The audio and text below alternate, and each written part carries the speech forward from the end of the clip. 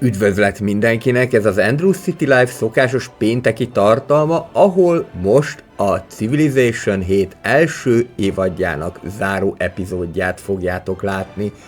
Röviden összefoglalom a helyzetünket, kitört a világháború.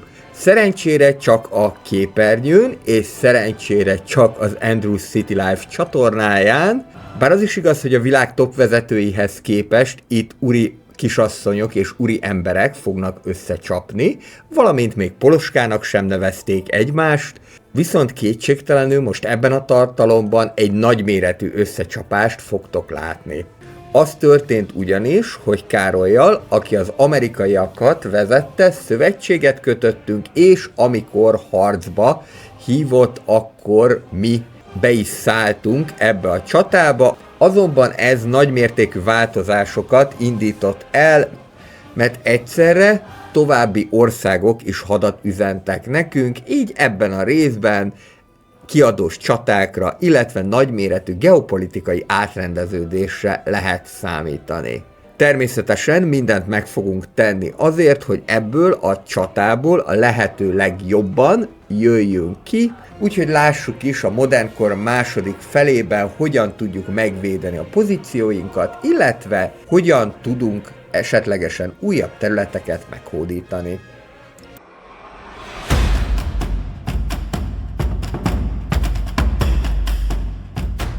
A modern korban tehát a poroszokat választottam a vasútépítés miatt, de úgy tűnik, hogy ez most harcászati szempontból is jó lehet. Nézzük akkor a helyzetünket, ami nem túlságosan fényes. Ez a három ország hadat üzent nekünk. Amerikai Károly a szövetségesünk, neki a birodalma az ilyen foltokban található, úgyhogy valószínűleg, hogy ő majd össze fog ugrani Izabellával.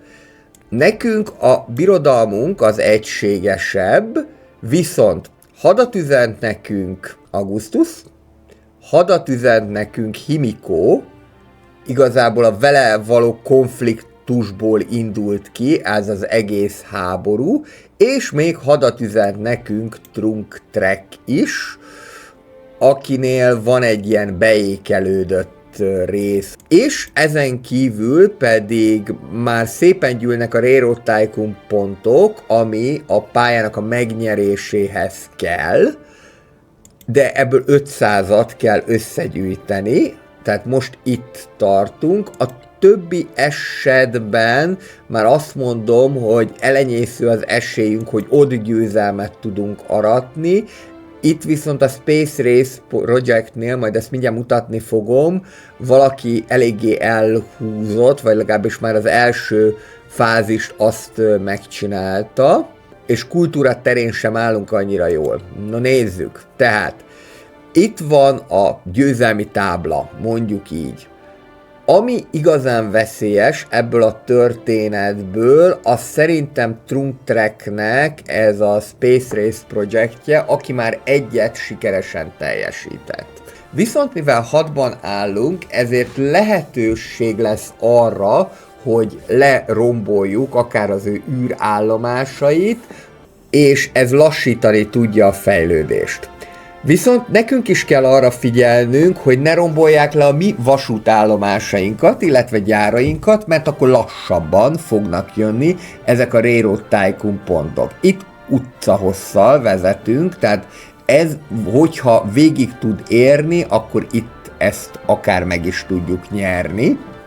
Nem biztos, hogy megnyerjük, ezt már mondtam, de akár így lesz, akár úgy, ez még csak egy első ismerkedés tulajdonképpen a játékkal, mindenképpen úgy gondoltam, hogy ezt föl fogom tenni, aztán a későbbiekben majd nézni fogunk további évadokat is ezzel kapcsolatosan, tehát semmiképpen nem engedném el a Civilization 7-et, maximum egy pár hetes pihenőre küldeném. Na de erről majd később. Az örökségpontok esetén pedig 16-tal Trunk-Trek vezet, tehát ott is a 20-at kell elérni a győzelemhez. Meglátjuk, hogy hogyan alakul, de most nyilván azzal, hogy háborúba kerültünk, az mindent át fog írni gyakorlatilag. Azért kiteszem ezeket a célokat, hogy csak lássuk, hogy hogyan tudjuk ezeket elérni, mert azért ezáltal is örökségpontokat tudunk szerezni. Ami szerencse, hogy viszonylag sok pénzünk van, és ennek következtében pedig azért tudunk ezzel mit kezdeni. Amit talán jó lenne, ezt a két város, Delhit nem is, mert Xerxes habár utál minket, de nem áll velünk hadba, de ezt a Humsneit Trungtrektől ezt meghódítani, úgyhogy ezzel fogom indítani a dolgot, hogy neki is megyek itt az ellennek. Itt ezt a Lingapúrát, ezt be kell tudni védeni, mert ebből baj lehet, hogyha ez nincsen meg.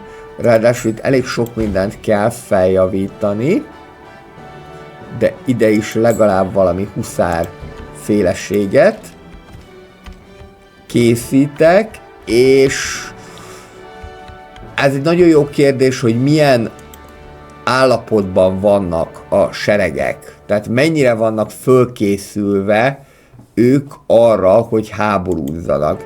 Én úgy láttam, mintha ez mindenkit olyan felkészületlenül ért volna, de egyáltalán nem biztos, hogy ez így van. Itt van például egy hóviszer, ezzel már is lehet valamit kezdeni. Ezt már is megpróbáljuk meghódítani. Minden esetre az is igaz, hogy nem annyira nagyon fejlesztettem a dolgokat, mert hogy nem a katonai fejlesztésekre mentem rá, hanem a vasút fejlesztésére. Hát viszont most ezzel kell akkor majd foglalkozni. Nem lesz egyszerű a történet, viszont meg kell próbálni mindenképpen őket lenyomni. Izgalmas rész fog következni, mert hogy nagyon sok felől elkezdtek minket megtámadni, és úgy látom, hogy talán technológiai szempontból Himiko a legveszélyesebb. Ez pedig egy eléggé jól védett város, akkor lehet, hogy itt viszont jobban járunk, hogyha védekező pozíciót folytatunk. Olyan komolyat még nem is harcoltam eddig a Civben. Igen.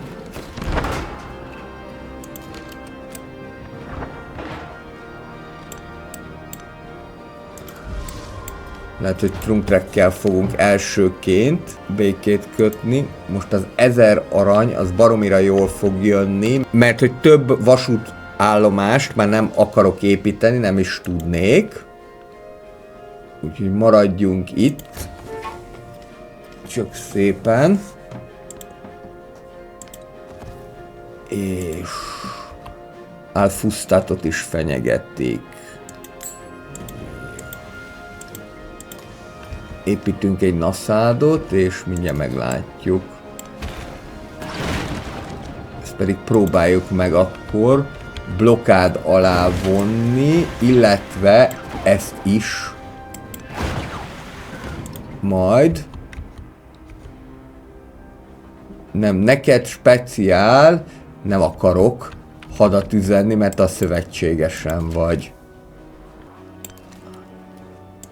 Egyelőre az a szerencsé, hogy bárha szétlőtték a hadvezéremet, viszont úgy tűnik, hogy elefántokkal támad ellenem, legalábbis ő. Itt lehet fosztogatni is, kezdjük el kifosztani ezt a részt. Illetve te pedig gyógyuljál szépen. Igen, a probléma az, hogy nagyon sok helyen be kell ám védeni magunkat, mert úgy vannak a városok ezen a térképen, mint a lyukak az ementális sajtban. Így azután gyakorlatilag nincsen olyan pontja a térképnek, ahol ne kéne számítanunk támadásra, illetve ahol ne kéne bevédeni magunkat, így mindenképpen fontos, hogy jól végig gondoljuk azt, hogy a csapataink merre is fognak mozogni, illetve mit fognak lépni. Itt egyelőre fölvehetitek a védekező pozíciót. Közben még a zene is elment. De egyelőre úgy tűnik, hogy jól állunk. És 3 kör múlva már tankot is tudunk építeni. Ezek az úgynevezett landshipek, korai lánctalpas járművek, a tanknak az elődjei. Ezek viszont már sajnos hatékonyabban tudnak majd lőni bennünket. És egyelőre ugye az a probléma, hogy Himiko már tankokkal is rendelkezik, mi viszont még nem, de ami késik nem múlik, mindjárt lesznek nekünk is tankjaink. 2 helyen ki is nyírtak bennünket. Nem könnyű a helyzet. Valószínűleg a trunk trackkel kéne 2 körön belül ott tudnánk békét kötni. Nem, 7 körön belül tudunk békét kötni. Még az is lehet, hogy le kell mondani bizonyos területekről. Amit nem akarok, de ha ez van, akkor ez van, és értelemszerűen minden most a hadifejlesztésre menjen. Remélem, hogy ezzel tudunk kilőni a tengerpartra. Itt már van egy ilyen légidesszantos is. Mindjárt kész a bombázó is, csak az a baj, hogy itt már tankokkal jönnek ellenünk. De a howitzer, az szerintem az hatásos lesz. A tank ellen. Te menjél vissza, hogy a tank az ne érjen el?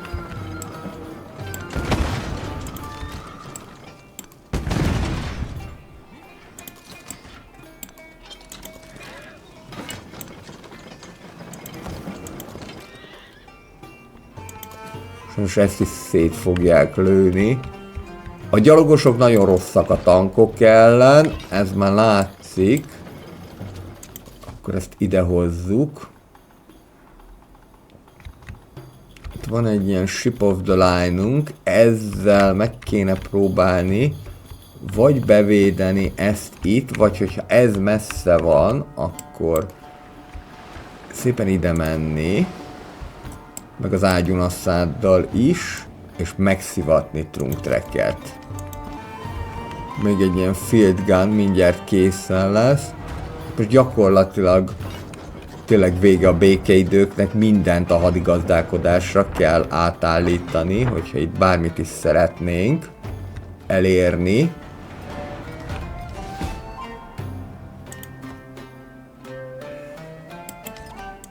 Egy settlers szétcsaptak, egy field gun szétcsaptak, és egy field cannon-t is szétcsaptak. Ez így minden csak nem jó. Itt van a poroszoknak az elit repülős egységük, a Stukka.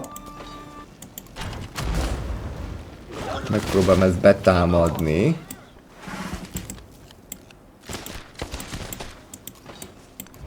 Mert ha el tudjuk foglalni, az már rögtön tárgyalási alap lehet.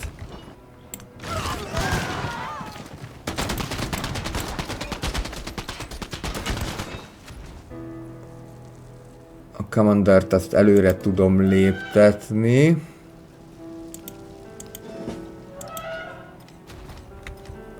Az a baj, hogyha ez a tank ideér, akkor viszont lesz nem ulas, viszont még itt van nekem ő. És vannak ilyen légiparancsnokok is, de ezek nem mozgathatóak. Jól látható, hogy minden irányból zajlik az offenzíva. Ez az északi front, ez különösen veszélyes, mert innét Pnumszeiből hatékonyan lehet támadni a fővárosunkat, illetve Párszát is. Itt pedig gyakorlatilag a gyarmati háborúkat láthatjuk, itt is próbálok eredményeket elérni. Amint lesz tankunk, illetve felépül a légi erőnk, már sokkal jobb lesz a helyzet szerintem. Ezt vissza. Azt kell nézni, hogy mi ellen mit tudunk használni. Elég lassan tudjuk elsüllyeszteni a dolgait. Beágyazzuk magunkat. Az a baj, hogy így már, hogy 3-an vannak ellenünk, ráadásul ez mindegyik azt jelenti, hogy valamilyen előnnyel indul velünk szemben, az úgy nehéz. De nincs nyavajgás, valahogy meg kell oldani a dolgot. Ide meg ne a fűszeres épüljön, hanem a hadigépezet. Itt Frankfurt környékén vagyunk a legnagyobb veszélyben, mert itt még nincsen légitámogatás, és elég sok lánctalpas van a környéken. Igen, hát itt ezt szétlőtték, de most viszont már én is szét fogom tudni ezt lőni. Kifejlesztettük a tankot. Ennek a tanknak annyi, és ennek is annyi. Illetve ez landship volt, nem tank. Jöhet a 2-es számú iparosítás, ami több erőt fog adni az egységeknek. És akkor most már nekem is lesz tankom. Fú, igen, mert ezek már Bagdadot ostromolják, ami nagyon-nagyon nem jó. Itt viszont ezt széjjel tudom kapni, mint Foxy a lábtörlőt. Ez meg is van, és még az is lehet, hogy ezt is el tudjuk foglalni. Jöhet egy tank. És akkor innentől kezdve kb. 2 körönként tudok már egy tankot építeni, valamint ez is mehet. Ez ilyen sorozatvető, bombázó féle eszköznek tűnik. Ezt meg kell szerezni. Frankfurtban itt maradhattok, itt elhárult a veszély úgy nagyjából, és akkor 1000-re rámegyünk erre. Meg erre itt. Most már sok veszteség után jó lenne valamit nyerni is. Például ezt a torpedót el kéne süllyeszteni. Itt is próbálom őket nyírni, ahol csak lehet. Az valami cirkáló. Igazából maradhat itt, de előzzük meg, hogy ide ezek bejöjjenek. És akkor lássuk, mit tudunk ezzel kezdeni. Igen, azért még itt van egy tank, de mindjárt is építek ide egy másikat. Úgy tűnik, a huszárok elég hatékonyak, mondhatni meglepően hatékonyak a tankok ellen. Nem biztos, hogy ez így is történt egyébként is. No, mi legyen? Kommunizmus, fasizmus, vagy demokrácia? Illetve a többit is lehetne választani, hát most arra, hogy egyel több legyen a megalapítható települések számára nincsen szükség. Ez a Bewegungskrieg, ez esetleg jó lehet, mert hogy ez a lovasságnak ad erőt. Szerintem a kommunizmus lesz a mi utunk most, mert hogy +3 távolsági egységet kapunk, ha ezt kifejlesztjük a fővárosba. Mindegyik politikai irányzattal jár valamilyen plusz egység, hogyha ezt kifejlesztjük, de most nekem a távolsági egységek jönnének jól. Ez az Edgán is jó lesz majd, mert ez erősebb a támadás, mint a védekezés szempontjából. Válasszunk egy rendeletet, ezt a Sahansát fogom választani, hogy tudjak egy kicsit hódítani is. Ezt megerősítjük. Egyelőre úgy tűnik egyébként, hogy leginkább Trunktrekkel kerülünk szemben ebben a háborúban. És itt van a bombázó. Lehet vele szőnyegbombázást csinálni. Nézzük meg, hogy mit tudunk tenni az elefánik ellen. Elég jó. Ezt ezt itt szét is lőttük. És még majd ezzel kell valamit kezdeni. Egy tank fog tank ellen harcolni. A hadvezérek pedig itt a Humankind játékhoz hasonlóan a hadi támogatást látják el, viszont eléggé sérülékenyek, tehát nem árt rájuk vigyázni, időben vissza kell őket vonni, ha megsérülnek a csatatérről. Tulajdonképpen vissza is mehetsz. Neked kéne bevonulni ebbe a városba. Ti pedig itt gyógyítsátok föl magatokat, és örüljetek neki, hogy megúsztátok, ha megúsztátok. 4 kör, és tudunk békét kötni Himikóval, és egyelőre nekünk áll a zászló.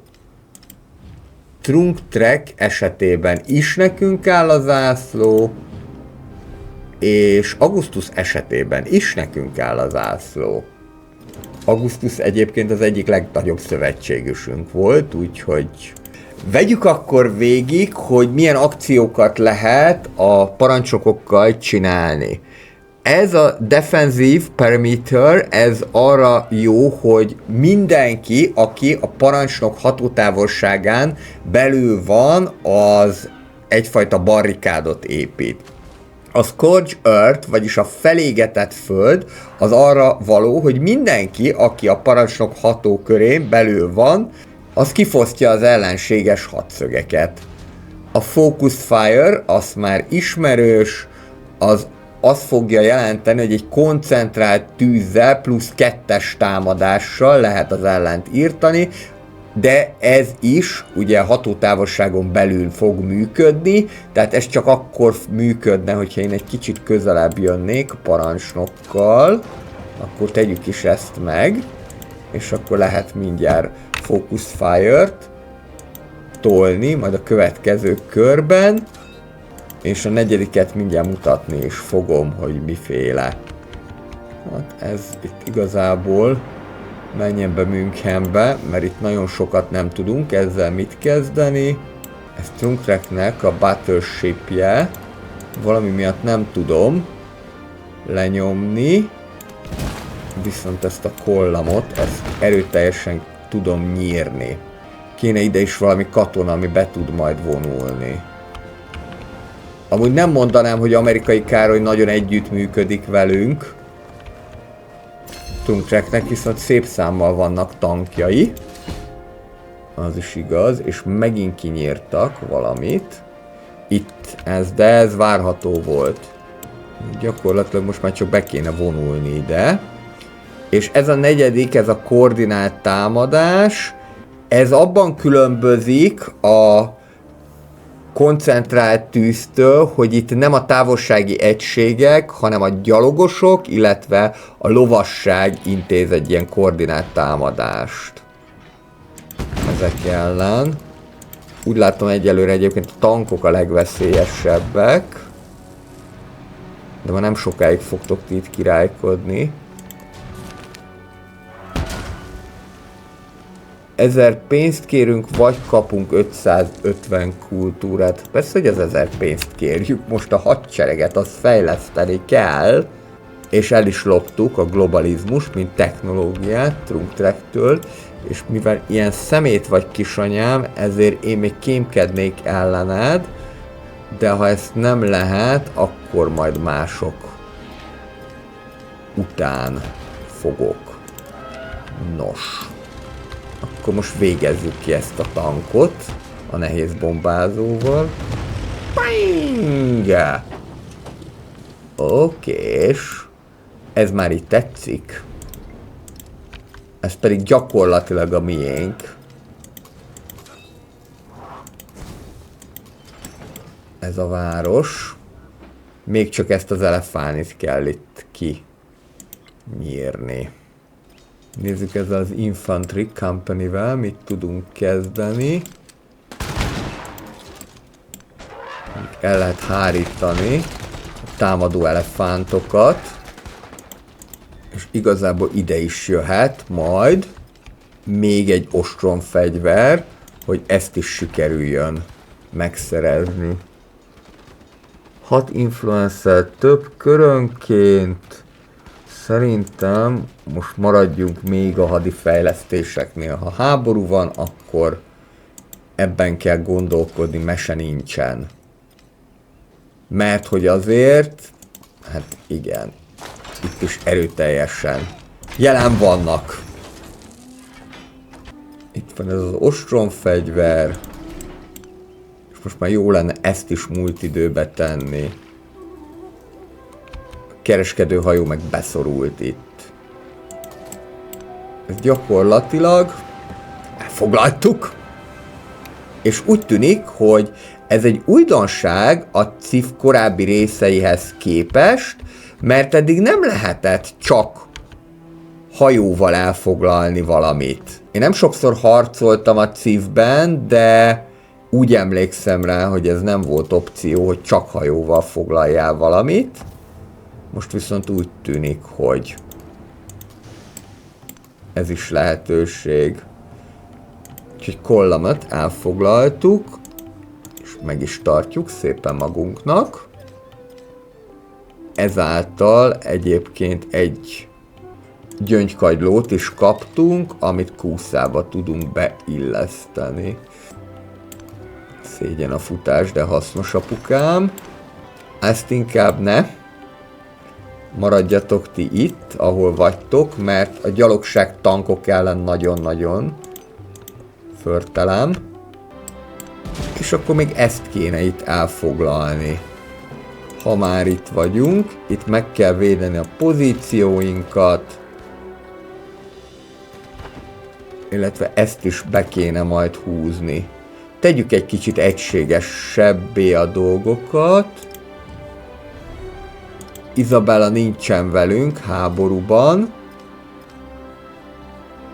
Viszont az a tyúk meg igen. Viszont minthogyha Himiko mással is háborúban lenne. Vagy csak itt nyírja nekünk a tengerparti részeket. Sikerült még egy akciót végrehajtani Trunk-Trekkel szemben, viszont ezt most fölfedezték, nem baj. Most már illene ezt is elfoglalni. Igen. Ennyike. Sikerült. Krunk 3. Ayutthaya a miénk. És még elő is tudjuk léptetni a parancsnokot. 2 darab erőt kapnak azok a földi egységek, amelyek a parancsnok hatósugarán belül vannak, ha védekeznek.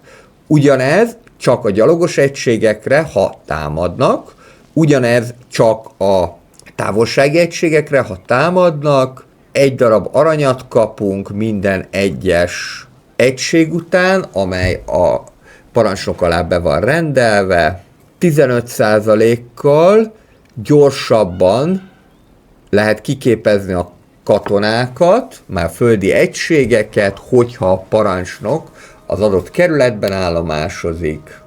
Egyet több mozgási pontot kap a parancsnok, és kevésbé akadályozzák a különböző domborzati sajátosságok, és ezt meg nem is tudjuk kifejleszteni, hogyha és ez pedig, hogyha a kerületben állomásozik, akkor 5%-kal többet kap minden mutatóra az adott város. Szerintem maradjunk ennél a haditörténetnél. Beszereztük a malacot, ebből a városból adjuk Baktriának. És van még egy tankunk, ez már a huszár gyerekből. Hát, anyukám egyelőre nem állsz jól, de még 2 kör van, mire tudok neki egy békeajánlatot tenni. Itt viszont van egy tank, az elég veszélyes. Ez csak lazán az élvezet kedvéért szétlövöm. És ezzel az ágyú naszáddal pedig föl fogok menni. Ő a szövetségesünk. egészen idáig, csak ez nagyon sokára lesz, mire be tudom ezt védeni. Vagy meg tudom ezt támadni.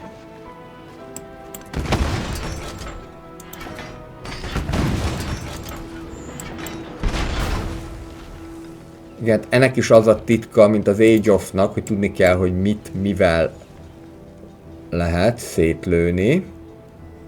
Még ezt kéne itt befoglalni, meg esetleg ezt, hogy olyan jó egységes legyen a birodalmunk, de lehet, hogy ez inkább a futurisztikus kategória, viszont itt most szétlőttük a parancsnokot, Himikójét, lehet, hogy Himikóval kéne először békét kötni, ez is még 2 kör, és itt szerintem mehet egy fehér béke, és akkor én inkább Trunktrekre fenem a fogamat.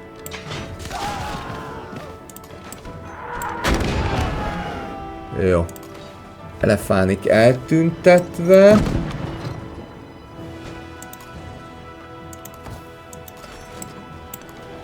És menjünk a többivel is, nyomoljunk előre. Dicső bátor katonák.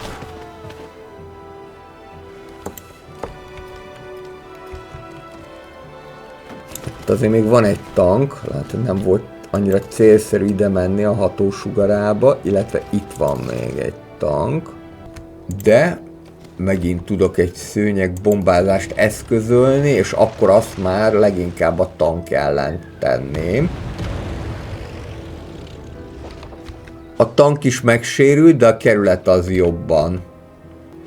Ez lenne a tömegpusztító fegyver, és ez pedig csak felderítési célokat szolgál. Jó, hogyha lesz stukánk, akkor majd kipróbáljuk őt is, hogy mit fog tudni. És látom, hogy itt is eléggé veszélyes a helyzet, mert azért itt is van egy tank. Akkor viszont Baktriából gyorsan ide megyünk. Nehogy itt baj legyen. Igen, nagyon beékelődött a mi birodalmunkba. Ez pedig semmiképpen sem üdvös. Viszont most egyelőre én csapok neki szét többet.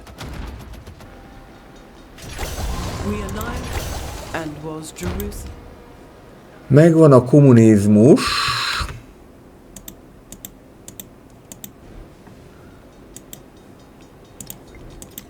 Csak valami miatt ez nagyon megsérült itt.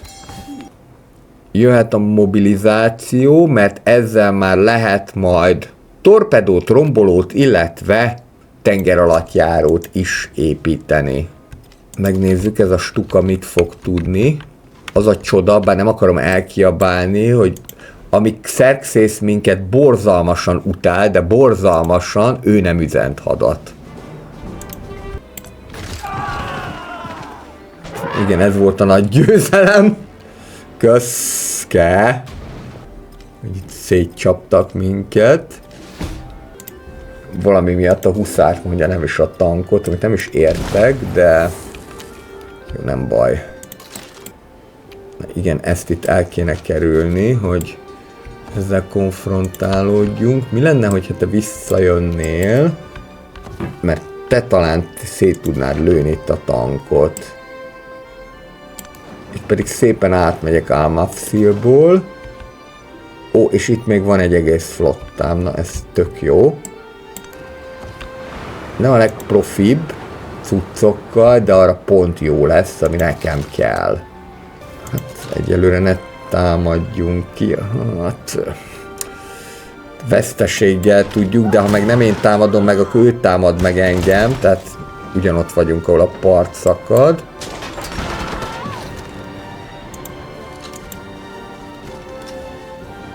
Jó, ez kiégett. Próbáljuk akkor ezt a huszárt valahogyan megmenteni. Még itt kéne tudni valamit kezdeni ezzel a dologgal. Hogyha ezt is be akarjuk húzni. Illetve folyamatosan próbálom nyírni a tankot. Most kaptunk is egy előléptetést. Ez arra lesz jó, hogy 3-mal erősebbek leszünk egyéb légiegységek ellen. Nagy előnyünk, hogy neki nincsen gyakorlatilag légi ereje. Ez pedig arra lesz jó, hogy 3-mal erősebbek leszünk a földi egységek ellen, illetve a bombázók ellen. Akkor azt gondolom, hogy egyértelmű, hogy ezt választjuk, és itt pedig megpróbálunk előre nyomulni, ahogy tudunk. Lehet, hogy most kéne begyűjteni őket egy hadvezér alá. Próbáljuk meg, amit csak lehet felfejleszteni. Itt van még egy ilyen landshipünk, ez már annyira hevenyészet állapotban van, hogy maximum ezt ki tudnánk fosztani. Ez nem számít, itt eszközben fölgyógyult, és ez is elkezdett fölgyógyulni. Itt pedig ezt elkezdjük nyírni, de gyakorlatilag itt vannak Károly seregei is, úgyhogy ebből nem lesz akkora nagy probléma. Itt van egy minimális római sereg, ez elenyésző Károlyhoz képest. Te pedig maradhatsz itt. Xerxészt akkor nem bántjuk, és még innét támadnak hátulról. Hogy ezt kéne még valahogy megoldani.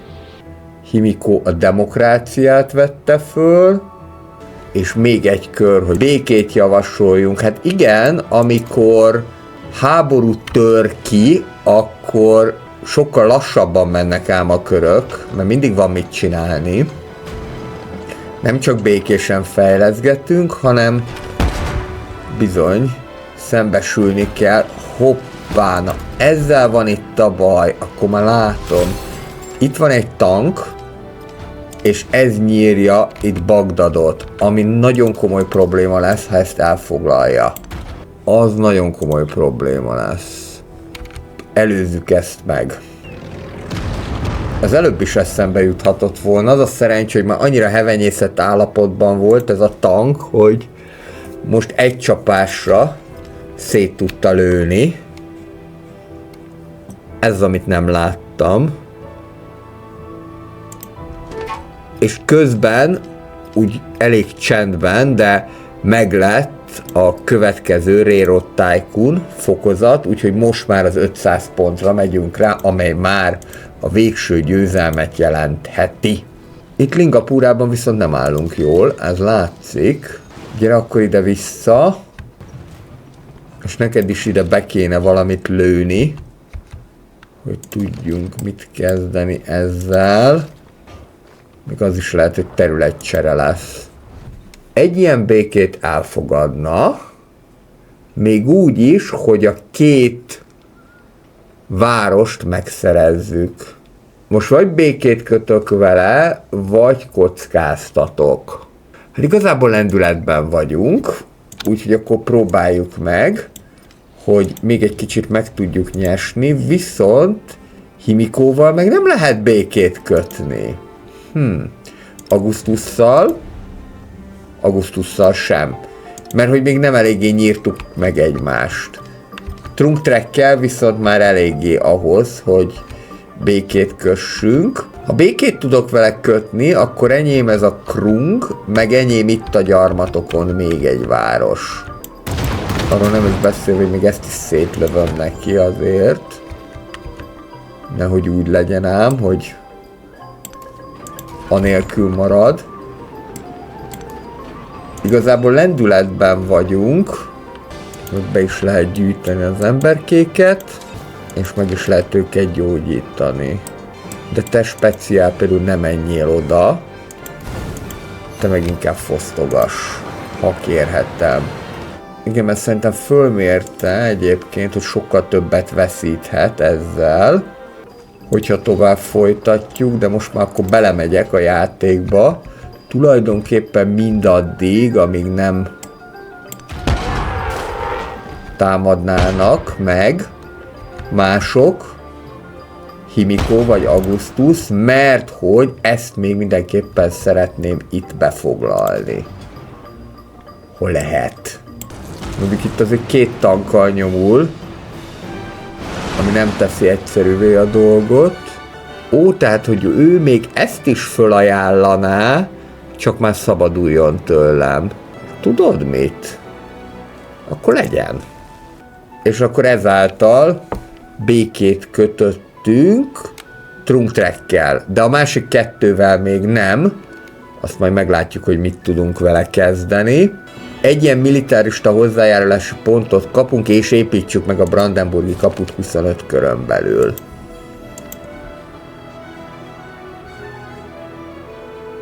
Lehet már ilyen lakást is építeni. A brandenburgi kaput azt még nem tudom, de ennek a favágónak a helyén az Eiffel-tornyot, azt azért betolom.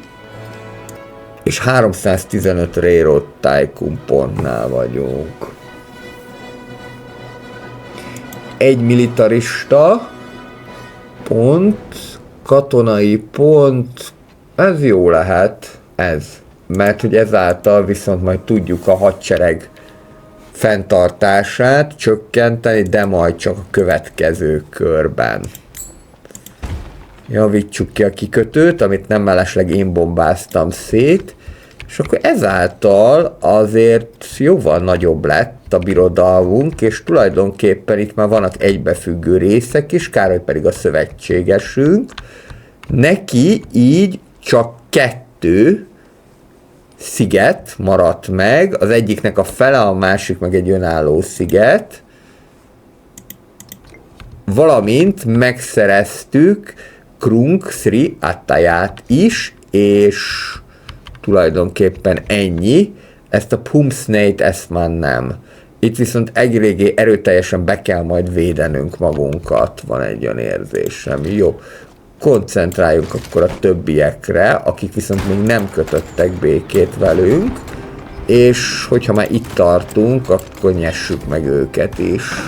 Ez a Tokió, ez például szépen néz neki a gyűjteményemben.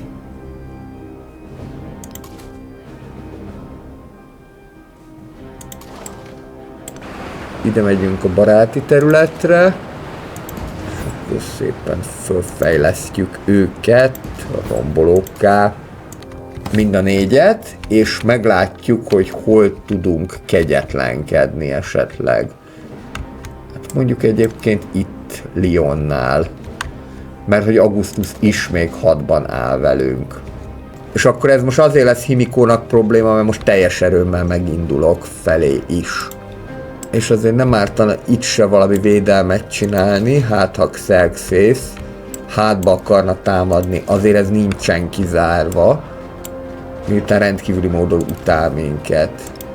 De akkor innentől kezdve Himiko a fő ellenfél, egy tankot még el lehet vonni innét, sőt akár 2 is, mert most egy ideig nem tud megtámadni. Bizonyos körön belül lehetetlen egyébként az, hogy megtámadjon, tehát 10 kör, ami a békének a minimális időtartama. Úgy tűnik egyébként, hogy Augustus pedig még gyengébb katonailag. Közben gyorsban ránézek, hogy mi a helyzet, itt nem változott a Space Race-nél, viszont a Railroad Tycoon-nál előrébb jutottunk, illetve az örökségpontoknál is már 11 van. Innentől kezdve azokra is koncentrálni lehet. Al-Fustat azt mondja, hogy védelem nélkül áll, ami egyébként igaz is, mert hogy itt állomásozik Augustusnak ez a lovas serege. Viszont ezzel annyira nem kell foglalkozni, inkább errefele elkezdem fenyegetni őt. Itt pedig ezerrel megindulunk Tokió felé. Jó, ez vashulladék. És akkor itt kéne valami okosságot művelni. Ha nagyon szemét lennék, akár még a felderítőt is likvidálhatnám. De talán azt nem. Ezzel pedig visszajövök bevédeni Al-Fustatot. Te tulajdonképpen maradhatsz itt, mert ez egy eléggé forradalom közeli város, nem igazán örült neki, hogy hozzánk kellett csatlakoznia. Most már lehet nekiállni a békésebb fejlesztéseknek is, például a tőzsdének, de ezt nem tudnám úgy megépíteni, hogy valami más ne kelljen lerombolni. Olyan jó lenne, hogyha eleve már itt is megjelennének azok, amihez nem kell rombolni, nem csak így látnánk őket, akkor viszont még egyelőre jöhet egy bombázó. Mert ha esetleg megint megtámadna Trunk-Trek, akkor az nem lesz haszontalan. Itt viszont már tudunk tőzsdét építeni Baktríjában. Ez a huszár is jöhet ki ide a frontra. Bom. Volt, nincs. Ezzel a Temusekkel jóban vagyunk. Már megijedtem, hogy ott vannak a katonák, és hogy mit akarnak, de akkor semmi para. És akkor innentől kezdve megindul dicsőséges seregünk. És természetesen ő is támad, de Himiko még nem rendelkezik tankokkal, csak ezekkel a lánctalpasokkal. Na most sikerült a kommunizmust kifejleszteni. Egy expanzionista pont, egy tudományos pont. Ezeket majd a későbbiekben lehet kioldani, és elvileg 3 darab ilyen távolsági egység a fővárosban. De egy diplomata hozzájárulási pontot azt most kaptunk. Ide tudunk helyezni még egy specialistát. És igen, van egy diplomata hozzájárulási pontunk. Ez például mehet. 2 kultúrát és tudományt fogunk kapni korszakonként minden egyes városállamnak, amely a fennhatóságunk alá tartozik. Ez is jöhet. 15%-kal meg fogja növelni azoknak a városoknak a kibocsátását, tehát mindenfajta mutatószámát, élelem, boldogság és így tovább, amelyik specializációval, vagy specialistával rendelkezik, és 30%-kal azokét, amelyek távoli földeken vannak, hát nekünk van egy pár gyarmatunk, végülis csak megszereztük őket, ha már nem is mi alapítottuk.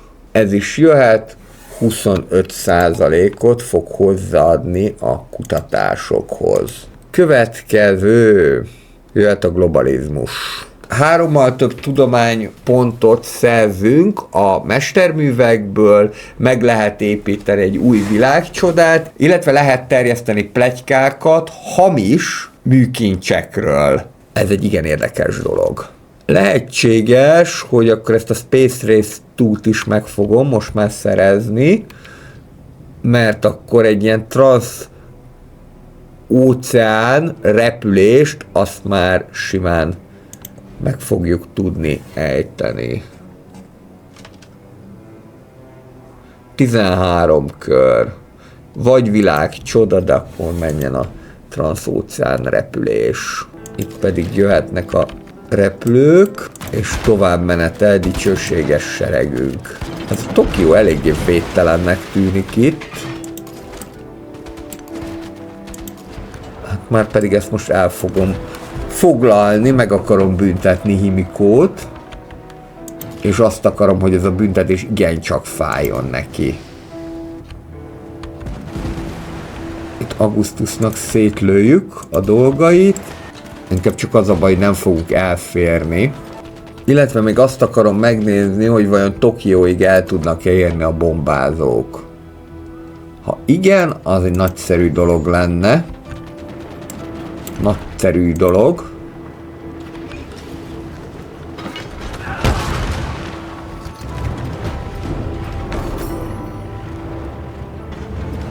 Valaki megépítette az Eiffel-tornyot. Himiko? Igen? Na, akkor már csak ezért is megkapod a magadét. Viszont vannak itt kisebb világcsodák. Egy kis távol-keletiek. Akkor inkább ezekkel próbálkozok.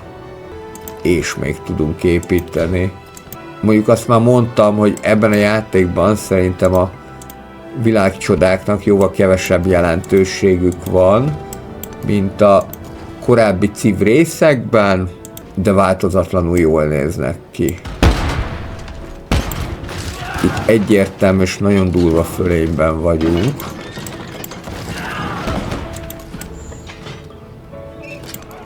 Amit pofátlan módon ki is fogok használni.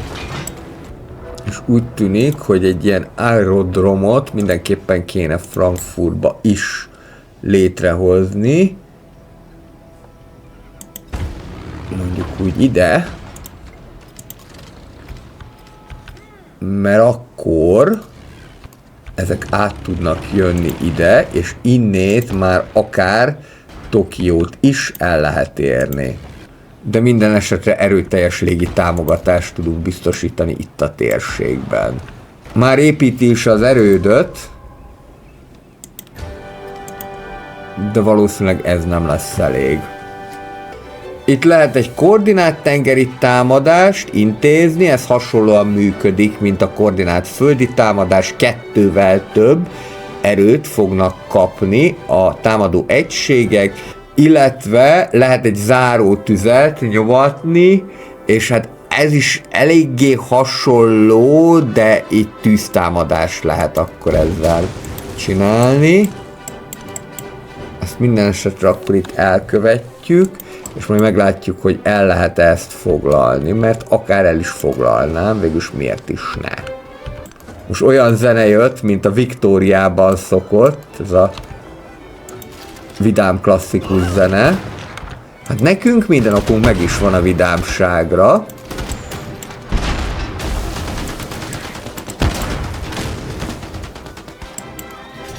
Konkrétan el is foglaltuk Tokiót, ami egyébként Himikónak a fővárosa, just saying. Természetesen meg fogom tartani a város, de le is lehetne rombolni. A korábbi Civilization-höz képest most már a lerombolás az egy hosszabb folyamat, nem egyik pillanatról a másikra megy. De meg fogom tartani, és a sejmet pedig elküldöm dicső fővárosunkba, Bagdadba. Na hát nézzük meg, tudunk-e még terjeszkedni. De szerintem Himiko hamarosan föl fogja ajánlani a békét. Nagyon más választása nem lesz ezek után. És itt pedig 15 körön keresztül még semmit nem tudunk építeni. Ahogy így hallgatom ezt a zenét, komolyan kedvem támadt újra játszani a Victoria 3-mal. Közben egy új világcsoda.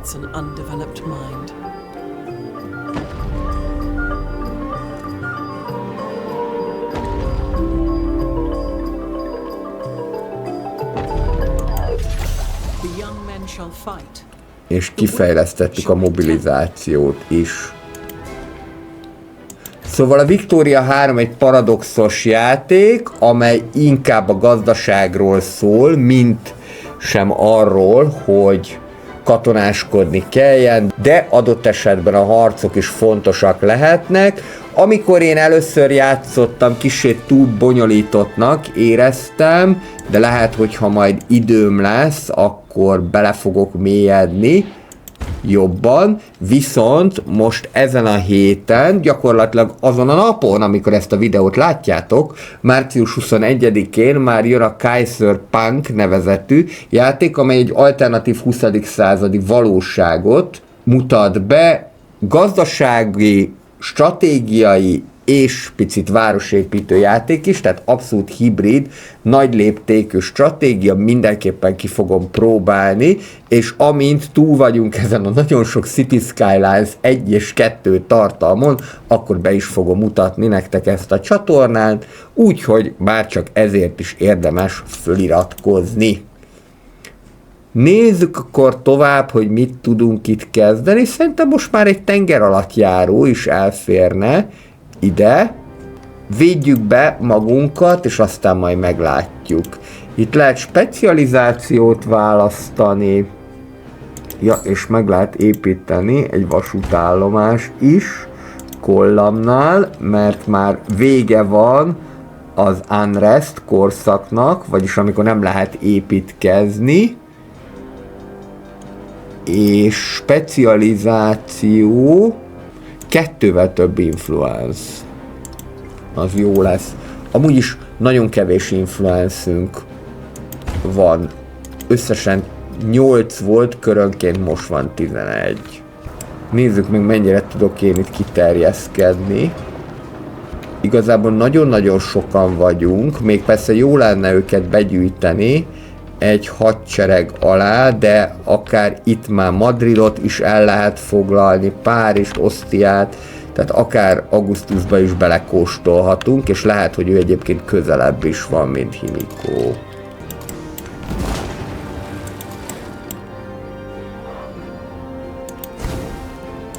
Ki is tudjuk fosztani még a kikötőt, még ha ez nem lenne elég. Bár közben ide is épített valamit, de ez már a kevesebb. Ezzel meg talán el is tudtuk foglalni. Valami ilyesmi volt, hogy valakivel el lehetett foglalni hajóval települést. De lehet, hogy majd így, hogyha kipakolom őket, akkor lehet. Xerxesnek sikerült az első Railroad Tycoon milestone-t elérni, azért 150, az sikerült elérni, én 367-en vagyok, nem tudom, hogy neki hány pontja gyűlik össze, de gyanítom, hogy kevesebb, mint nekem, tehát emiatt olyan nagyon nem aggódok, de azért rá kell nézni erre. Mindenképpen. Itt is tudunk egy specializációt választani. Most már repülőgép anyahajót is lehet építeni, és ez nagyon jó döntés volt, mert 17-ről 32-re ugrott föl az influence pont. Itt úgy tűnik egyelőre ezt csak lőni tudjuk, de elfoglalni nem. Viszont jó kis commander pontokat kaptunk. 3-mal több erő a tengeri egységeknek, amikor földi egységeket támadnak, 5-tel több erő a tengeri egységeknek, amikor megerősített kerületet támadnak, természetesen csak a parancsnok hatáskörén belül. Ez a bombázás, ez az engagement, hát az engage ez a bevonódás, csatába való bevonódás, ez felesebzést fog kapni, ez ugyanaz, hogy tudnak mozogni, miután kipakoltuk őket, logisztika, egyel többet fog adni minden egység, amelyik parancsnok alá van rendelve, egyel több aranyat, 15%-kal hatékonyabban fogjuk tudni létrehozni a tengeri egységeket, hogyha egy vízi kerületben állomásozik a parancsnok, tehát gondolom, hogy itt és még föl legyen építve valamilyen épület. Egyel több mozgást kap a parancsnok, amikor alá vannak rendelve az egységek, egyel messzebbre fog látni, illetve ez az 5%-os bónusz, amit már láttunk a szárazföldi parancsnoknál. Én most szeretnék messzebbre látni, mert hogy elég erősek vagyunk így is. Ezeket pedig itt úgy csak merő barátságból szétlövöm. Még egy koncentrált tűz. Lyon ezzel már teljesen le van rombolva. És akkor megyünk Madrid ellen. Még amit meg akarok nézni, milyen messzire érünk el, a bombázás tekintetében itt az olajkutat azt le lehet bombázni. Ez volt, nincs. Elég hatékonyak ezek a bombázók. Azért itt viszont van erő. Augustusnál. Na, kössünk egy békét. És nem hajlandó? Hát Himiko, ő se hajlandó, nem hagyja, hogy a fővárosát elfoglaljam, pedig az már nálam fog maradni. Arról ne is álmodj, hogy én azt visszaadom. De facto és de jure is. Itt még most láttam, hogy beékelődött Xerxes. Remélhetőleg majd erre kitalálnak valamit, hogy ne legyen ennyire ementáli az egész terület. Kommunizmus és szabad beszéd, ugyanakkor kombózzuk a kettőt, és ezáltal dupla annyi ennivalót, illetve boldogságot fognak jelenteni a specialisták. Itt is inkább az influencet kéne növelni. Al-Mafsilból is város lehet. És te mondjuk kapsz egy ilyen operaházat a farm helyére. Lőjük szét ezeket az egységeket is. Lehet, hogy azt fogom csinálni, hogy építek egy ilyen katonai egységet, és akkor szépen bevonulok Lyonba. Mert nagyon itt sincsen ellenfelem. Egyelőre legalábbis úgy tűnik. Sikerült az ideológia nyomán még egy hozzájárulási pontot szerezni. Mert hogy elfoglaltuk Lyont. No, kedves Augustus. És nem akarsz békét kötni, akkor ez azt jelenti, hogy több mindent kell még elfoglalnom neked. Jöhet most már a bombázás. Bagdadban még van egy gyáram, ahova nem tettem semmit. Akkor ezt ki, ezt pedig be. A gyárak azért csak hatékonyabban tudnak termelni. Megpróbáljuk innét megközelíteni a dolgot, bár az lenne az igazi, hogyha tudnék bombázni. Na azért ők már jobban ellenállnak, ez látszik.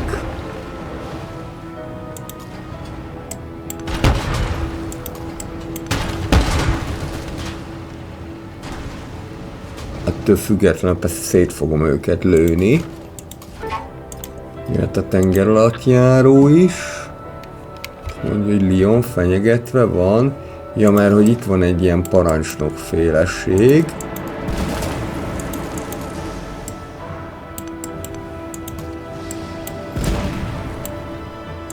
Immár van egy torpedónk is.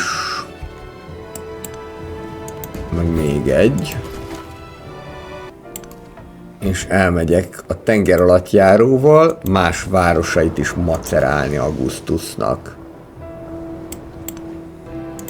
Előre vonjuk a csapatokat. Békeajánlatot kaptunk. Augustus azt ajánlja föl nekünk, hogy Lyon legyen a miénk. Rendben. Akkor most már csak Himikóval vagyunk hadban. Gyorsan vissza is szorultak az egységeink. Határon innen. De akkor nézzük meg, hogy mit tudunk itt ezzel kezdeni. Egészen addig, amíg ki nem kényszerítjük Himikótól is a békeajánlatot. Kapitalizmus, mert hogy sok cuccot importálunk. Ezt valaki fenyegetni merészeli? Betolok ide egy tankot, ne legyen baj. És létrejött itt egy hadvezér is. Mindjárt föltöltjük egységekkel. Most már ez leginkább a tank lesz. Nézzük meg, hogy itt mit tudunk kezdeni, bár ugye az a probléma, hogy nagyon a hegyek veszik körül ezt a Taxasíját. Ennek következtében nem olyan könnyű ezt megtámadni, viszont itt azt le tudjuk bombázni, és itt ő ugyan próbálni fogja Tokiót visszafoglalni, de ez egy teljesen meddő próbálkozás. Illetve még ezt itt szét kell neki lövetni. Most pedig már akkor koncentráljunk majd az alapfeladatunkra, hogy minél gyorsabban érjük el ezt az 500 pontot, mert azért Xerxes is jön föl. De ettől függetlenül a hódítás azért még megmaradhat. Inkább errefele menjél, mert az nagyon messze van neked. Akkor most már csak Himikóval állunk hadba. Következő körben pedig már itt tudunk vasútállomást építeni. Akkor viszont a tengeralattjárót ide irányítom Himiko felé. Csoktáv. Ezt a hadvezért azért még nem árt itt szétlőni.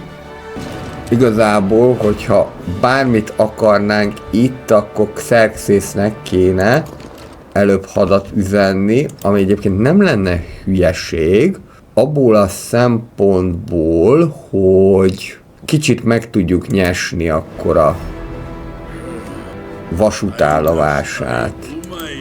És itt még tudom magam kicsit fölhozni. Ezzel pedig nem lehet egyelőre békét kötni, de megvédeni meg fogjuk tudni magunkat. És akkor szépen megindulunk Xerxes ellen, mert bőven van hadseregünk. És amúgy is a Railroad Tycoon pontok miatt ő veszélyes lehet. Hát akkor ezeket is itt be lehet húzni.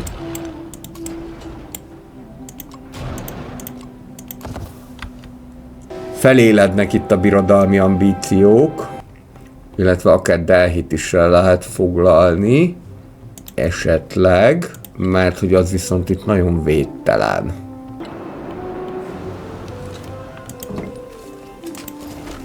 Igen, mert jön föl az öreg, nem kicsit, hanem nagyon, úgyhogy ezt nem szabad hagynom. Meg egyébként őt itt is meg lehet támadni. Mert talán neki van leginkább szerteszéjjel a birodalma. Himiko meg lehet, hogy eltökélte azt, hogy elfoglalja Münchent? Na, még várjál egy kört, építsél erődítményt, és aztán majd meglátjuk, hogy alakul a dolog.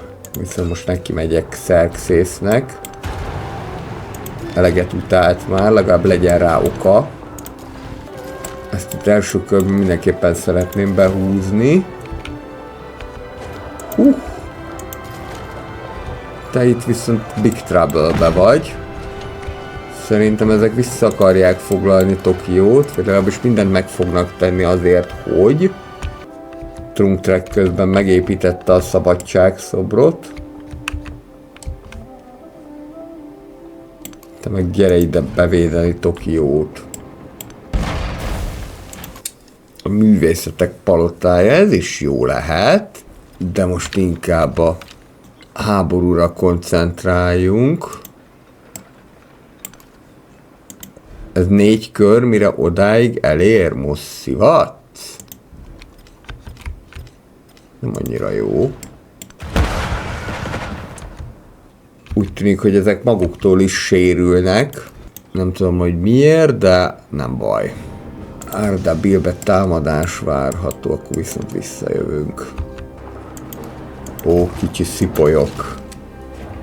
Hát, ezeket megesszük reggelire. Ti maradhattok még itt, mert a japánok úgyis fognak támadni. Xerxes a fasizmust választotta.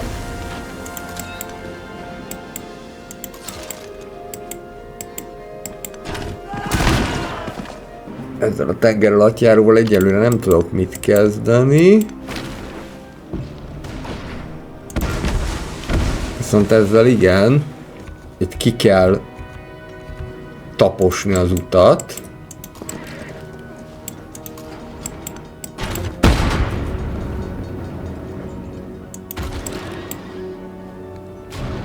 Girinagara a miénk. Többiek ma mehetnek is vissza. Meg is tartjuk. A gyárnak annyi, ezzel szereztünk 120 tudományt. Azért jönnek ezek a landshipek. Sikerült megvalósítani az első óceánon keresztüli repülést, és Himiko odaadja nekünk Tokiót. Hát rendben. Ezzel még egy militarista pontot szereztünk, plusz egy tudományos pontot, amit akkor mindjárt el is költök. Egyel kevesebb legyen minden egységnek a fenntartása, Illetve van még egy wildcard pontunk. Ez a katonai szabotázs akció, ez jól állt. Meglátjuk, ki fogjuk-e még használni. Gordionban még mehetnek a repcsik, még tudok bombázni. Most már lehet egy világcsodát is megengedhetünk magunknak. Frankfurt pedig tök védtelenül marad, de ezt mindjárt megoldjuk. Hű, azáltal, hogy egyel kevesebb minden egységnek a fenntartási költsége, jelentősen megugrott a bevételünk 500-zal konkrétan. A tengeralattjáró nem tud földi egységeket lőni, és akkor innentől kezdve csak Xerxesszel vagyunk hadba, ott pedig elég jól állunk.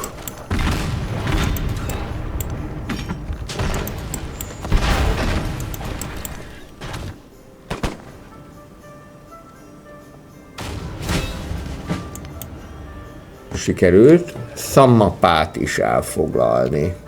Innentől kezdve már semmi nem állíthat meg bennünket, és teljes erőmmel tudok Xerxesre koncentrálni, illetve például Delhire, amit szintén sikerült elfoglalni, ami pedig a mukályoknak, vagyis Xerxesnek a fővárosa volt amúgy. És ezzel akkor gyakorlatilag kimaxoltuk a militarista győzelmet. Hát ez innentől kezdve már egyre szebb, mert az ideológiai pontok azok már mind megvannak, 20-ból 20. Az örökségpontokban még Trunk-Trek vezet, de ott már 15-tel másodikak vagyunk, és a Railroad Tycoonba is vezetünk. Azért persze, hogy ne legyen olyan egyszerű az életünk, még kaptunk 3 ilyen szipolyt. Tényleg így gyorsan megindultak a poroszok, és elég sok mindent elfoglaltak. De akkor most már menjünk tovább, és egységesítsük a birodalmunkat. Itt akár ezt a Kabult is el lehet foglalni.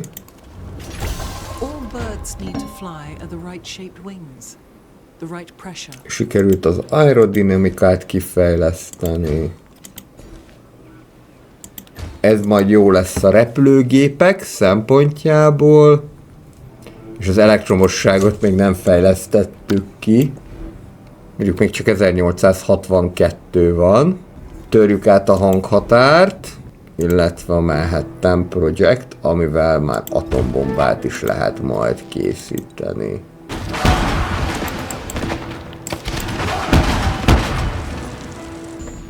Még itt is eltakarítjuk a szemetet.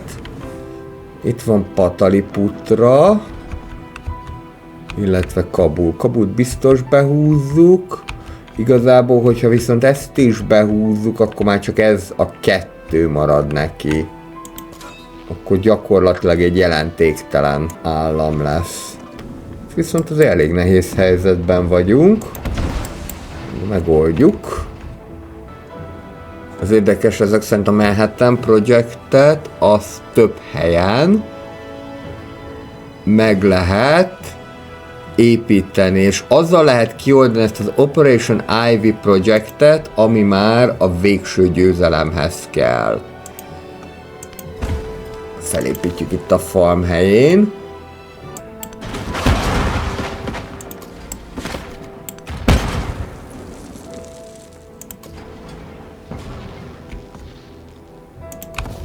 Még ez a Pumpsney, ez jöhetne ide hozzám, de ne legyünk telhetetlenek.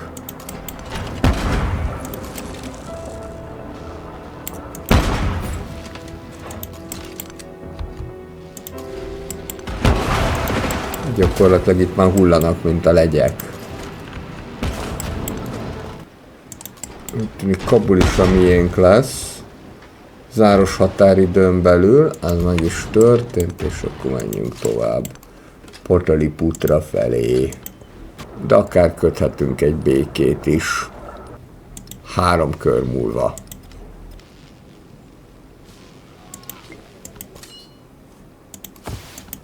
Trunk Track közben azért följött ezzel a Space Race projekttel. Még itt a maradék szipolyt. Ezt elintézzük. Ezt viszont most látszik, hogy ezek a landshipek meg fogják nyesni. Elektromosság föltalálva.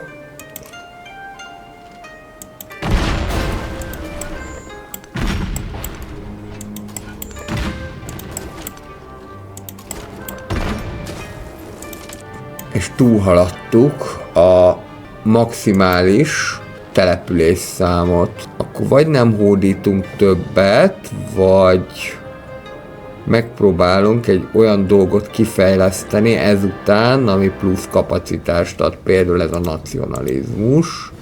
Itt még ezekkel megküzdünk, aztán lehet, hogy kötünk egy békét, persze nekem előnyös feltételekkel. 80%-nál vagyunk mindjárt, már a korszakot tekintve.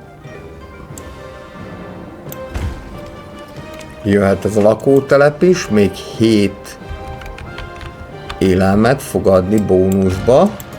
Viszont ami fontosabb, az a vasútállomás. Most már mindjárt meg lesz az 500 Railroad Tycoon pont is. És nem is nagyon tudok itt aerodromot, csak gyárat. De a gyár se jön rosszul. Csomó helyre még be lehet rakosgatni a dolgokat. Most már ezeket ilyen random rakom be. Nem annyira fogom nézni, hogy mit hova rakok. Igazából nagy jelentősége már nincsen. Nacionalizmus kiterjeszti még egyel a megalapítható, illetve elfoglalható települések számát. Még jöhet egy Manhattan Project. Kabul védtelenné vált. Igazából nem védtelen, mert itt vannak a környékén. Hát én nem gondolom, hogy az Explorer most bármilyen vizet is zavarna, de jöhet akkor ide egy nehéz bombázó. És lehet ilyen sorozat légitámadást csinálni. Bang! Csúnya, mi csúnya.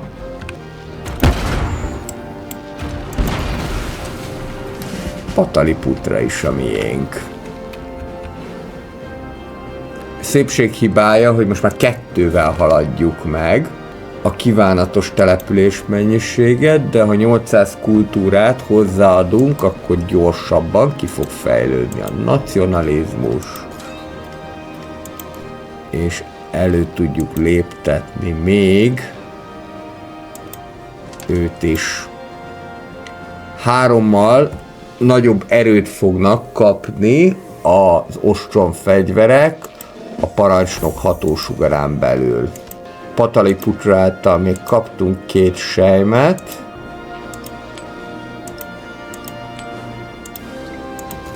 Még egy településre van itt Xerxesnek. Gyakorlatilag akár teljesen el is lehetne törölni az egész birodalmat. Már csak itt van 2 település.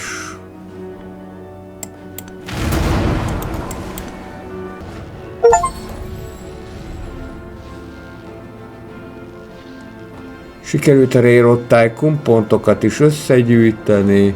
Gyakorlatilag 1, 2, 3, 4, 5 darab települést ad nekünk, hogyha békén hagyjuk, oké, hagyjuk békén. És ezáltal lehet majd egy akciót végrehajtani, ami szintén elvezethet a végső győzelemhez. Most már jöjjön egy kicsi szórakozás is a városi parkoknak a formájában. Innentől kezdve jönnek a békeidők. Ha csak valaki meg nem támad. az azért még benne lehet, de nagyon rá fog faragni. Ha igen. Itt van egy bankár, akit lehet aktiválni a különböző városokban, amik fővárosok, tehát például mondjuk elküldöm ide Párizsba, ez Augustusnak a fővárosa, és akkor itt jelentős mennyiségű pénzt tud majd nekem szerezni a bankigazgató úr. Gyere vissza ide Münchenbe, ezt védd meg. Csoda, hogy egyébként azt nem akarták megtámadni. Még egy világcsoda, Dogo Onsen. 1869-ben vagyunk, nehéz bombázókkal és repülőgép anyahajókkal.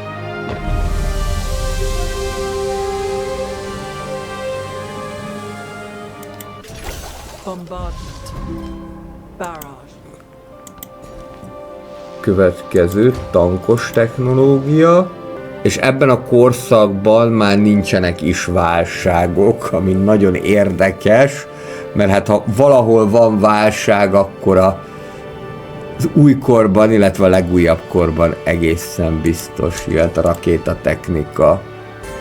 Még egyet felfejlesztünk várossá, és most már szenteljük magunkat a tudományoknak.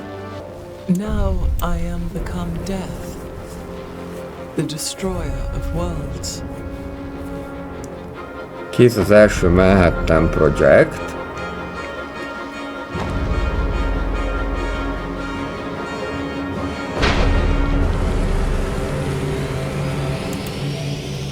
Frankfurtban még hozzá. És akkor, hogyha ez megvan, akkor katonai győzelmet aratunk, hogyha ez az Operation Ivy megvan, illetve természetesen lehet nukleáris fegyvert is csinálni, amivel jobb be lehet lőni másoknak. Én szerintem nem akkába kezdjük el ezt megalkotni, hanem valahol ott, ahol ez gyorsabban megvan. Például mondjuk itt már Frankfurtban ez 20 kör. Augustus, már megint figyelmeztetni akarsz? Nem volt elég a pofon? De most elegendő influencem van ahhoz, hogy mérsékelni tudjam a konfliktusokat, viszont azért egy nukleáris rakétát azt létrehozok.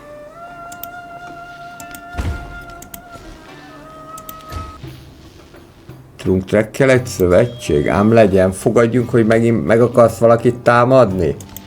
Jött a hegemónia. Gondoltam, hogy meg akarsz megint valakit támadni, de én már nem akarok háborúskodni. Én már csak szeretném látni azt, hogy ki nyeri meg. Trunkrek és Augustus újra kedvelnek minket, Károlyal szövetségben vagyunk, a többiek meg nagyon utálnak. Itt van Párizsban a bankár. Nézzük, mit tudunk vele kezdeni. Az nem látszott, hogy mennyi pénzt kaptunk, de valamennyit nyilván. El lehet utaztatni a bankárt valahova máshová, mondjuk így ide. Hát hiszen ebben a korban már repülővel pillanatok alatt a világ másik végén tudunk lenni.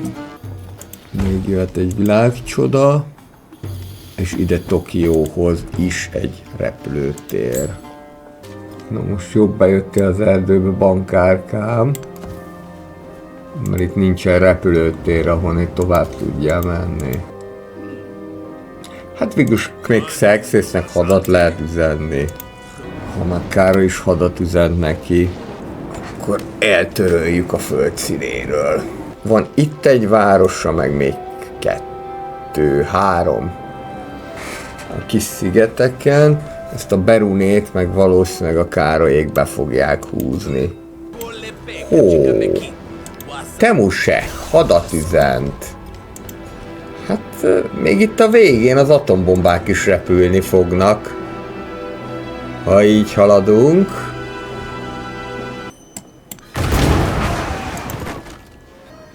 Ez azért érdekes, mert Himiko területén bombázzuk le Xerxesnek a lánctalpasát.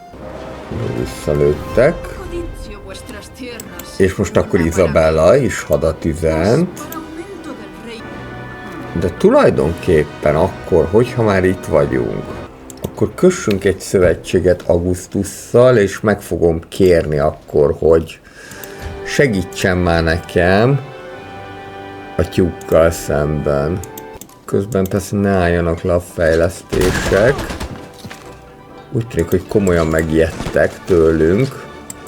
És Izabellának pedig valahol itt van a birodalma.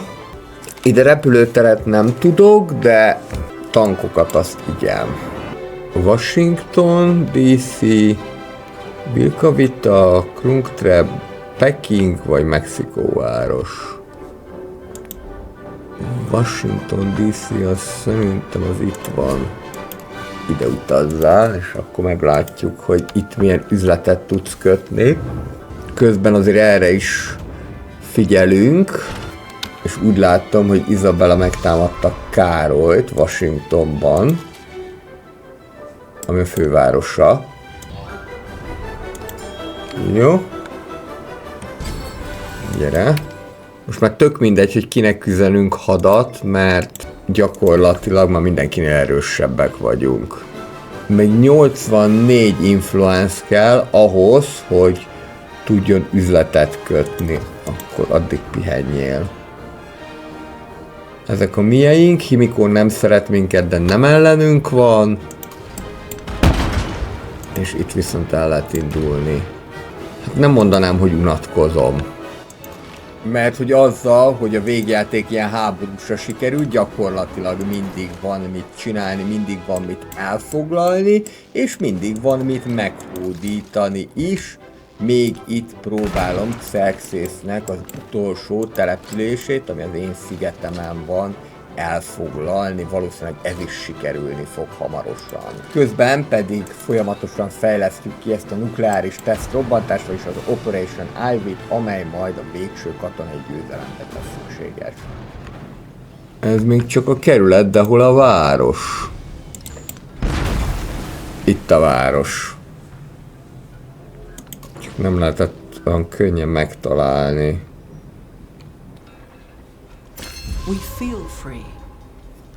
A hegemónia megvan, egyel több települést lehet alapítani, illetve az Explorert is segíti. Hát most az volt a legkevésbé fontos ebben a játékban. Nem úgy alakult. Mivel fogok még elfoglalni, ezért nem ártana, hogyha még egy settlement, tehát többet tudnék alapítani, de most ilyet nem látok, úgyhogy akkor jöjjön a centralizmus jobb hiány. És Kabulból is lehet város. Meg már ebből a Pataliputrából is.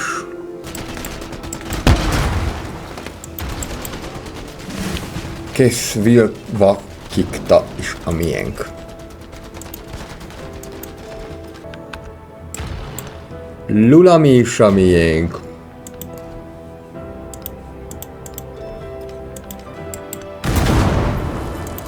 És lehet, hogy még Pajángot is behúzzuk. Princes are like pythons. They swallow each other.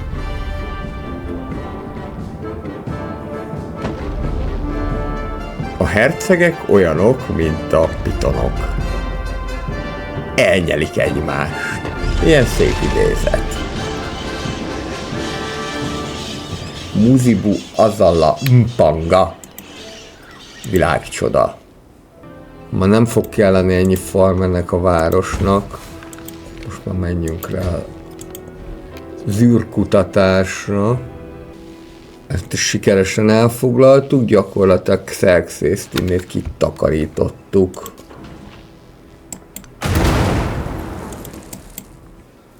Elég hosszúra nyúlik, így a modern kor második fele.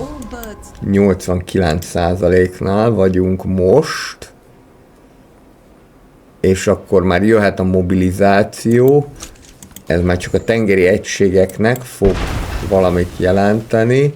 A vicces az, hogy hiába van itt egy landship, mintha itt se lenne, de nem baj, azért még építek egy tankot.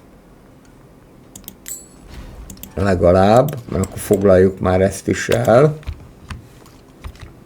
És akkor utána már csak ez az egy, meg még egy település van, 2.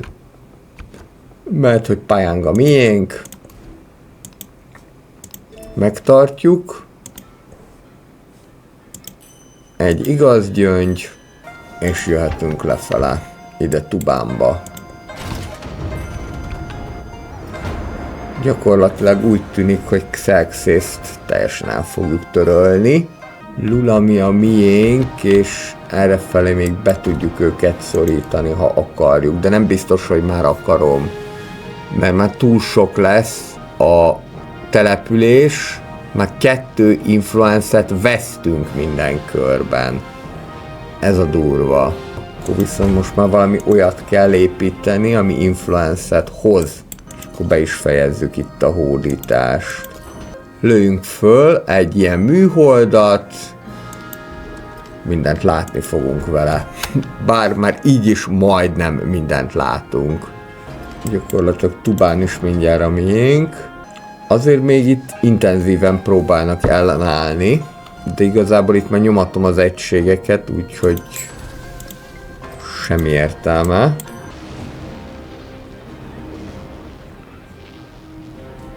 Hajlandó még odaadni azt a 2 várost, csak hogy beentse a bőrét. Ő pedig egyelőre semmit, de jó, hát igazából mindegy. Legalább gyorsabban végzünk, mert most már több mint 2,5 órája pörgetjük a dolgokat.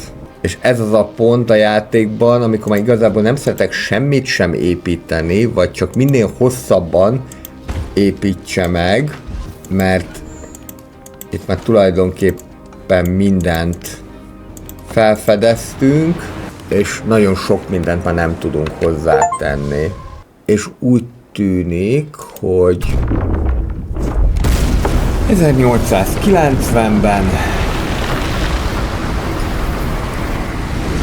egy ilyen demonstrációval az atombombát illetően megnyertük ezt a játékot.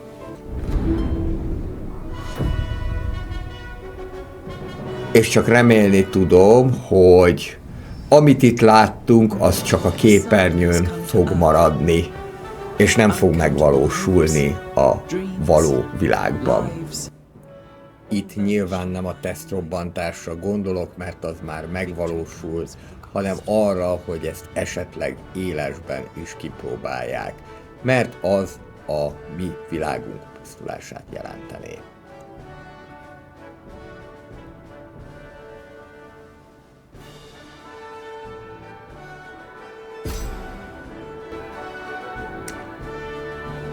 Meg kell, hogy mondjam, hogy talán soha a Civilization-ök történetében nem arattam még katonai győzelmet, Civ 6-ban pontokkal sikerült győznöm, diplomáciával is, de katonai győzelmet még soha nem arattam. Hát ezt teszi a gameplay videó készítés. Úgy tűnik, hogy amikor videót készít belőle az ember, akkor próbálja a legjobb formáját hozni, és próbálja nem ellazáskodni a dolgokat, hanem meghódítja a fél világot. Minden esetre akkor így Ibn Battuta és a poroszok a modern kort, így az egész Civilization játékot is győzelemmel zárták. Én ezzel megköszönöm szépen a szíves figyelmeteket, ez volt a Civilization első évadjának a bemutatása, vissza fogunk térni erre a játékra, de jövő héten egy újabb játékot fogok mutatni nektek itt a pénteki stratégiákban. Ha tetszett ez a videó, akkor kommentel, lájkkal, illetve feliratkozással ezt jelezzétek. Mindenkinek jó játékot kívánok a Civilizationhöz, bármelyik résszel játszon is. Legyen szép hétvégétek, és találkozzunk a következő videóban is.